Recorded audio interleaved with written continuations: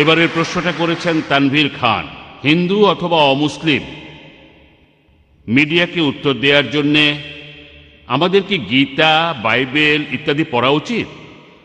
ভাই, আপনি প্রশ্ন করলেন যে হিন্দু বা অমুসলিম মিডিয়াকে উত্তর দেওয়ার জন্য আমাদের কি গীতা বা বাইবেল পড়া উচিত। এটা আসলে ইসলামের ঠিক ফরজ না, এটা হলো মুস্তাহাব, আপনি পড়তে পারেন।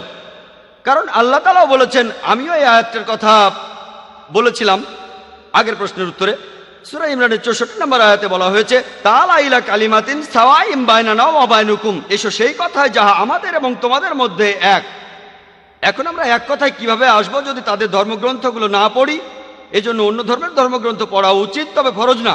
আমি বলবো এটা মুস্তাহাব। এই কৌশলের কথা বলেছেন আল্লাহ সুবহানাহু ওয়া তাআলা এবং আমাদের নবীজি। আমাদের নবীজি বলেছেন, বাল্লিগু আন্নি ওয়ালাউ আয়া, মাত্র একটা আয়াত জানলেও প্রচার করো, এটা সহিহ বুখারীর হাদিস।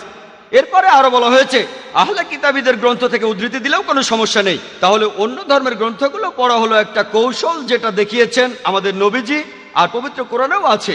যদি এমনটা করতে পারেন তাহলে খুবই ভালো। তবে এখানে আপনাকে বাইবেলে হাফেজ হতে হবে না, বেদে হাফেজ হতে হবে না, বা গীতায় হাফেজ হতে হবে না।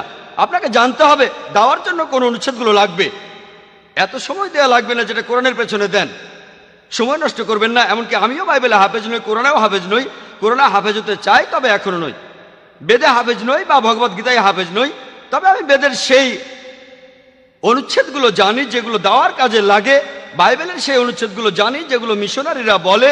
ভাবতে পারেন যে আমি মিশনারিদের চাইতে বেশি জানি, ইনশাআল্লাহ, আলহামদুলিল্লাহ আমি জানি। আমি আসলে এই কৌশলটা শিখেছি শেখ আহমেদ দেদাতের কাছে, মাশাআল্লাহ।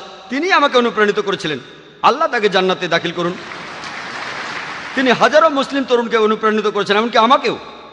তাই আপনি সময় নষ্ট করবেন না, তবে আপনি সেই অনুচ্ছেদগুলো পড়বেন যেগুলো দাওয়ার কাজে লাগবে, আর তাদের কাছে বলবেন ইসলাম ধর্মের বাণী যে কোরআন বলছে আমাদের সাদৃশ্যের কথা, তাআলা ইলা কালিমাতিন সাওয়াইম বাইনানা ওয়া বাইনুকুম।